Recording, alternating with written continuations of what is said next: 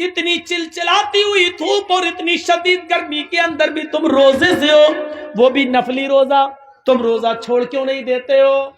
एक चरवाहा बकरियां चरा रहा है पहाड़ से लगे हुए एक वादी में। हजरत अब्दुल्ला इब्ने उमर और उनके साथियों को जंगल में भूख लगती है, ये दस्तरखान बिछाते हैं और जो खाना ले गए थे उसको लगा देते हैं। जंगल के चरवाहे पर नजर पड़ती है, उसको बुलाते हैं, चरवाहे इधर आओ, अरे चरवाहे इधर आओ। वो करीब आता है और कहते हैं कि आओ हमारे साथ, तुम भी खाना खा लो, हम खाना खाने जा रहे हैं, तुम भी भूखे होगे, सुबह से बकरियां चरा रहे हो, आओ तुम भी खाना खा लो। उसने जवाब दिया, उस चरवाहे ने, नहीं नहीं, आप ये खाना खाएं, आप तनावुल फरमाएं, आप नोश करें, हम ये खाना नहीं खा सकते हैं इसलिए कि हम रोजे से हैं। चरवाहा रोजे से। अब्दुल्ला इब्ने उमर कहते हैं, ऐ चरवाहे, इतनी सख्त गर्मी में और इतना बड़ा दिन होता है, ये बकरियां भी तुम्हारी नहीं है, तुम्हारे मालिक की हैं। इन बकरियों को सुबह से शाम तक तुम इसी जंगल में चराते हो, कोई बकरी खो न जाए उसके पीछे पीछे दौड़ते हो। इतनी चिलचिलाती हुई धूप और इतनी शदीद गर्मी के अंदर भी तुम रोजे से हो, वो भी नफली रोजा, तुम रोजा छोड़ क्यों नहीं देते हो? तुम रोजा तर्क क्यों नहीं कर देते हो? ये फर्ज रोजे तो नहीं है, नफली रोजे हैं। कहते हैं कि मैं इस रोजे को कैसे छोड़ दूं? इसी जंगल में तो मैं रहता हूं और बकरियां चराता रहता हूं, मुझे मस्जिद में कुरान पढ़ने का मौका नहीं मिलता है। जंगल में भी मेरी नजर बकरियों पर रहती है, इसलिए कि कोई बकरी खो न जाए, इसलिए मैं ज्यादा नवाफिल नहीं पढ़ पाता हूं, इसीलिए तो मैं नफली रोजे रखता हूं। मैं आखिरत की फिक्र में डूबा हुआ रहता हूं, पता नहीं कि मेरा रब आखिरत में मुझे बख्शेगा या नहीं बख्शेगा, मुझे माफ करेगा या नहीं करेगा। मुझे जितनी इबादत करनी चाहिए उतनी इबादत हम नहीं कर पाते हैं, क्योंकि मेरे मालिक का हुक्म है इन बकरियों को चराओ, इसलिए मैं चराने आता हूं, क्योंकि मालिक के साथ बेवफाई नहीं कर सकता हूं, मैं जिसका गुलाम हूं, मुझे उसकी बात मानना पड़ती है। हजरत अब्दुल्ला इब्ने उमर ने कहा अपने साथियों से, इस चरवाहे का इम्तिहान लेना चाहिए। वो बकरी चराने में लग गया तो हजरत अब्दुल्ला इब्ने उमर ने फिर उसको बुलाया, इधर आओ। वो आया, कहने लगा क्या बात है भाई, मैं बकरियां चरा रहा हूं, मैं कह दिया हूं रोजे से हूं, मैं नहीं खाना खाऊंगा। कहा ऐसा है कि मैं एक बकरी तुमसे खरीदना चाहता हूं, एक बकरी तुम मुझे बेच दो, एक बकरी तुम मुझे दे दो। उसने जवाब दिया, नहीं हजरत, मैं ये बकरी कैसे बेच दूं? ये बकरियां मेरी नहीं है, मैं पहले कह चुका हूं आपसे कि ये बकरियां मेरी नहीं है, ये बकरी मेरे मालिक की है। अपने मालिक की अमानत में खयानत कैसे कर दूं मैं? ये बकरी मेरी नहीं है। अब्दुल्ला इब्ने उमर ने कहा कि उस अपने मालिक से ये कह देना कि पहाड़ के दामन में बकरियां चरा रहा था, चराते चराते एक बकरी गुम हो गई। अक्सर ऐसा हो ही जाता है, बकरियां चरते चरते कहीं दूर निकल जाती हैं, कहीं खो जाती हैं, या कोई दूसरा आदमी पकड़ के ले जाता है। तुम्हारा मालिक तुमसे कुछ नहीं कहेगा, क्योंकि बकरियों पर तुम्हारी नजर थी, लेकिन चरते चरते कोई बकरी दूर निकल गई और वो गुम हो गई। कह देना एक बकरी भेड़िया खा गया, या कह देना कि एक बकरी को भेड़िया मार के खा गया, तुम एक बकरी मुझे बेच दो, हम उसको ज़िबा करेंगे और वहीं पकाएंगे खाएंगे, और शाम को तुम्हें भी पका हुआ भुना हुआ गोश्त दे देंगे, तुम उस गोश्त से रोजा इफ्तार कर लेना, क्योंकि तुम रोजे से हो। हम शाम को इस बकरी को काट कर ज़िबा करके उसका गोश्त पका कर तुम्हें भी दे देंगे, तुम इससे इफ्तार कर लेना।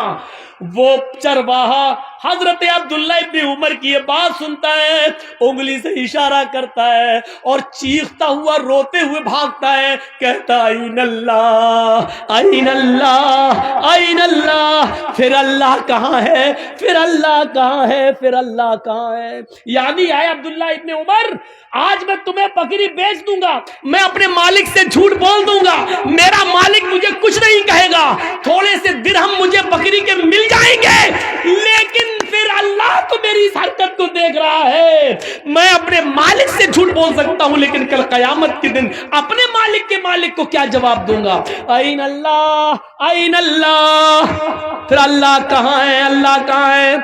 आए नौजवानों, آئے اس گاؤں میں جلسہ سننے کے لیے آنے والوں، تمہارے ہاتھ میں شراب کی بوتل ہوتی ہے، اس وقت تمہارے منہ سے یہ کیوں نہیں نکلتا میرا باپ نہیں دیکھ رہا ہے، میری ماں نہیں دیکھ رہی ہے، میرا بڑا بھائی نہیں دیکھ رہا ہے، میری بیوی نہیں دیکھ رہی ہے، لیکن اللہ تو دیکھ رہا ہے۔ اللہ کہاں ہے؟ اللہ کہاں ہے؟ تم جوا کھیلتے ہو، تمہارے منہ سے یہ آواز کیوں نہیں نکلتی؟ اللہ دیکھ رہا ہے۔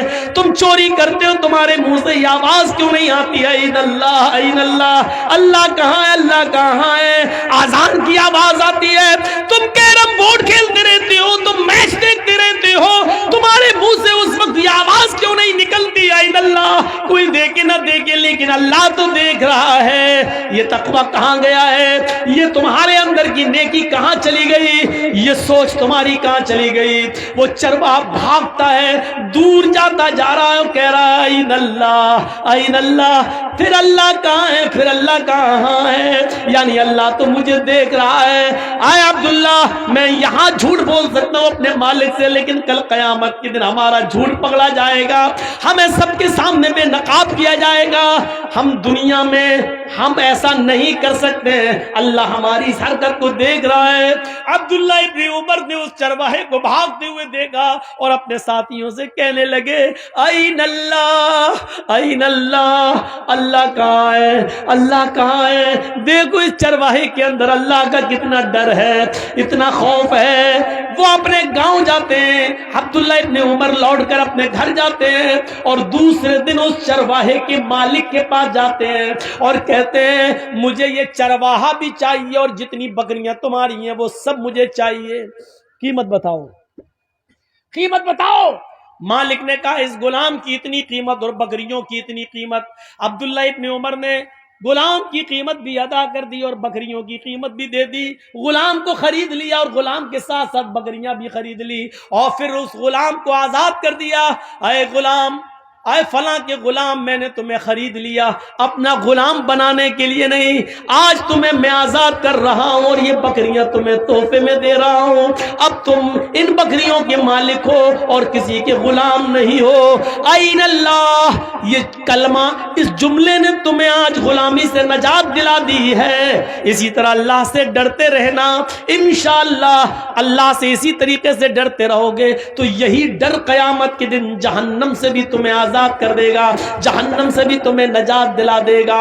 میرے بھائیوں، کل تک یہ سوچ تھی، کل تک یہ فکر تھی، یہ کہاں چلی گئی؟ آج ہمارے اندر سے کہاں چلی گئی؟ سارے واقعات میں آپ کو قرآن سے سنا رہا ہوں یا حدیث سے سنا رہا ہوں۔ میرے بھائیوں، قرآن و حدیث کو سننے کی عادت ڈالیے اور اس کے مطابق اپنی زندگی کو ڈھالیے، اس کے مطابق اپنی زندگی کو ڈھالیے اور عادت ڈالیے اپنی سوچ کو بدلنے کی۔